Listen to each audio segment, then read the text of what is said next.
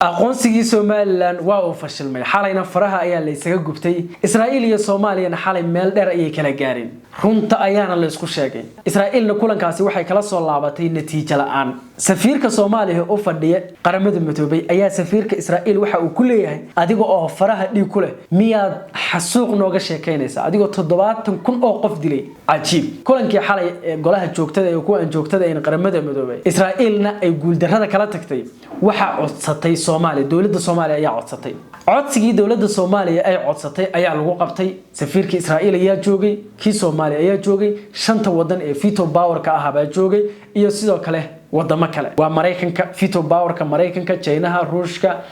UK iyo France shantaas wadanba waa ay joogeen hadaba meesha maxaa ka dhacay qodbadihii baa in yar ka dhageysiinaya ay kala jeediyeen safiirka Soomaaliya u fadhiya iyo safiirka Israa'iil u fadhiya halkaas oo la isku camirtay hadde laguna camirtay safiirkii Israa'iil si toos ah lagu camirtay soo dhawaada meeshaasi waxa ka dhacay waxyaabo aan la filin iyo waxyaabo hore loo filayay intaba ay ka dhaceen ogaw shanta wadan ee veto power ka hadii afar kamid ah ay Somaliland u codeeyaan inay wadan tahay Israa'iilna ay saxan tahay mid kamidana uu diido wax ka jira ma lahan aqoonsigaas okay hadaba qodbadaha ayaan kula wadaagayaa intaan muuqaalka guda galin waan ka codsanayaa marka hore in like saarto muuqaalka naguna soo biirto hadii aad lagu soo biirin maadaama Soomaaliya ay kulankani codsatay Soomaaliya hadashay kadib way soo wareegtay safiirka Israa'iil baa hadlay kadibna waxa uu jawaabay safiir baale si kulul oo adag ayuu ugu jawaabay waxaan dhageysanaynaa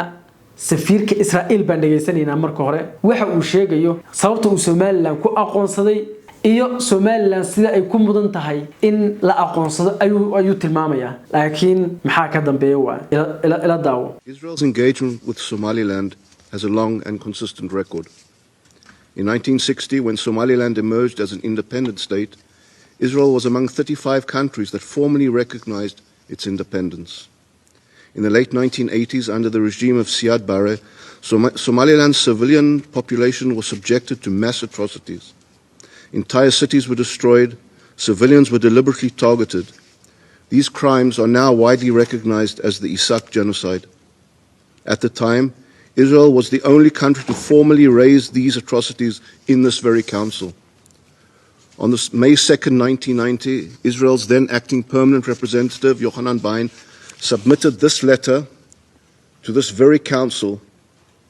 warning of grave human rights violations in Somalia, including the destruction of Hargeisa and the targeting of civilians. This document forms part of the official record of the Security Council. That record underscores the consistency of Israel's engagement, grounded in concern for human rights, accountability, and legal principles. That history provides essential context for the discussion surrounding Israel's recognition of Somaliland today. Let me be clear, Israel's recognition of Somaliland is neither provocative nor novel. It is a lawful, principled acknowledgement of a long-established reality, consistent with international law and aligned with the values that this council is meant to uphold. Mr. President, Somaliland's modern political history is clear and well documented. On June 26, 1960, the former British Somaliland Protectorate attained independence as the State of Somaliland. In the days that followed, prior to its voluntary union with the Trust Territory of Somalia on July 1st, 1960. Okay, hadalkiisa ayaan ku turjumi doonaa laakiin waxa ku dhici doona ee jawaabta mudan ee la siinayo ee Abuukar Baale uu siinayo ayaa waxa ay ku riday argagax iyo taagtaag gelinaysa ninkani waxa uu leeyahay waxaan rabaa in aan cadeeyo xiriirka Israa'iil ay la leedahay Somaliland waxa uu yahay xiriirkaasi waa taariikh dheer ayuu leeyahay oo joogto ah 1960kii markii ay Somaliland soo baxday iyada oo dal madax banaan ah Israa'iil waxa ay kamid ahayd buu leeyahay 35 wadan ee si rasmi ah u aqoonsaday madax banaanida dabayaaqadii sideetamaadkii xilligii taliska Siyaad Barre shacabka rayidka ee Somaliland waxa lagu sameeyay tacadiyo ballaaran magaalooyin dhan ayaa la burburiyay dad rayid ah ayaa si ula kac loo bartilmaameedsaday dambiyadan maanta si ballaaran ayaa loogu aqoonsaday in ay ahaayeen wax lagu magacaabo xasuuqi Isaaq wax lagu magacaabo xilligaas xasuuqi Isaaq wax lagu magacaabo Israa'iil waxa ahayd buu leeyahay dalka kaliya ee si rasmi ah ugu kacay golahan 2 labadii May 1990 wakiilkii markaas golahan u joogay Israa'iil ninka lagu magacaabayo Johanan Bain waxa uu warqadan uu soo qaaday u gudbiyay golaha asagoo oo ka digaya xadgudubyada cusub ee xuquuqda aadanaha oo ka dhacay Soomaaliya oo ay ka mid yihiin burburinta Hargeysa iyo beegsiga dad rayid ah hadal sidaas u dhigan ayuu sheegayaa Somaliland in la xasuuqay oo yacni wax la yiraahdo isaaq genocide in ay dhaceen حسوق إساق وحلا يرادو إن إدعان سلاس بودوتيسو كل يعني لكن واحد دربدي بقاطي أبو كربالة سفير كصومالي أفضيه قرمة بدوي بلا سجن اللي بيسو. Thank you, Mr. President, for giving me again the floor. Before proceeding further, I want to make additional remarks in my capacity as a Somali representative of Somalia to directly address the claims made by the representative of Israel who spoke before me. I will make 3 points, Excellency. First, actions of occupying power in Palestine and indeed in the broader region are well documented. These actions constitute clear violations of international law. What we see today and time again are acts to terrorize civilian populations and crimes against humanity and force displacement of a whole community, starvation of innocent people,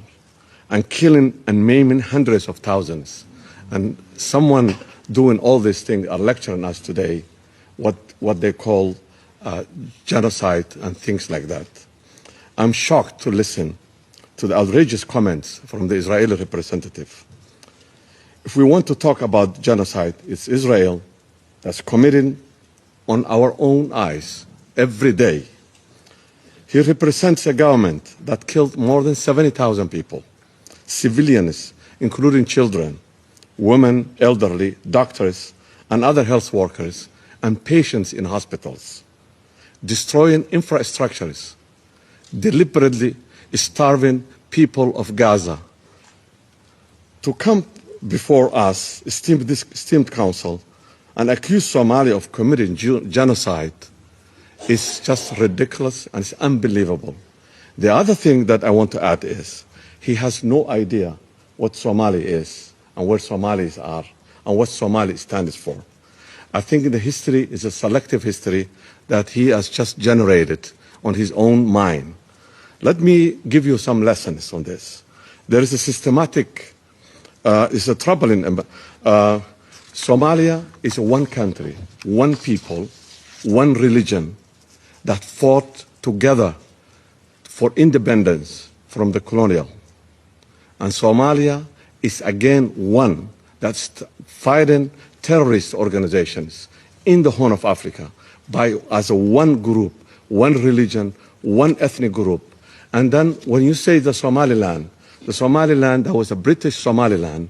it was 2 regions, the Northeast region and Northwest region. And now Northeast region is part of which is 45% of the land and the population are part of the federal government of Somalia. Okay, sidan buu ugu jawaabay. Muxuu yiri marka? Waxa uu yiri anigoo ah wakiilka Soomaaliya ee Soomaaliyeed. waxaan ka jawaabayaa eedayntii wakiilka Israa'iil waxaanan ka hadlayaa saddex qodob koow waxa uu yiri falalka awoodda gumaysiga ee Falastiin iyo guud ahaan gobolka waxa uu leeyahay waxa la diiwaan galiyay falal xadgudub ku ah bini'aadanimada iyo sharciga caalamiga ah oo Israa'iil ay samaysay waxaan maanta indhaheena ku aragnaa marar badan oo isdaba joog ah waa falal argagax leh oo ah falal ka dhan ah dad rayid ah iyo bini'aadanimada barakicin qasab ah oo lagu sameeyo bulshada dhan iyo gaajo loo horseedayo dad aan waxba galabsan iyo dil iyo naafagelin lagu sameeyo boqolaal kun oo qofka sameeynaya dhammaan falalkan ayaa maanta na baraya waxa uu ugu yeeraya xasuuq qofka falalka sameeyay ee Israa'iil ayaa maanta waxa uu na baraya wax la yiraahdo xasuuq ayuu na baraya uu leeyahay iyo waxyaabo kamid ah runtii waan la yaabanahay hadalladaas aadka u xun ee ka yimid wakiilka Israa'iil hadii aan ka hadlayo xasuuq waa Israa'iil tangeysata had iyo jeer horteenana maalin kasta ku xasuuqda dad aan waxba galabsan waxa ayna dishay buu ku leeyahay Israa'iil 70000 oo qof oo rayid ah oo isugu jira caruur haween waayeel dhaqaatiir shaqaale caafimaad iyo bukaano ku jira isbitaallo waxa ayna burburiyeen kaabayaal dhaqaale si ula ka ahna waxa ay u gaajisiyeen dadka reer Gaza inuu halkan yimaado golaha sharafta leh kuna eedeeya Soomaaliya inay xasuuq geysatay waa wax aad loogu qoslo buu leeyahay oo aan la rumaysan karin waxa kale oo aan rabaa in aan ku daro ayuu leeyahay in uusan wax badan ka garanay Soomaaliya halka ay Soomaalidu joogaan iyo halka ay Soomaalidu taagan tahay waxaan u maleynayaa buu leeyahay in taariikhda uu soo xishay ninkan oo uu yacni soo qaatay isagu uu maskaxdiisa ka keensaday marka laga hadlayo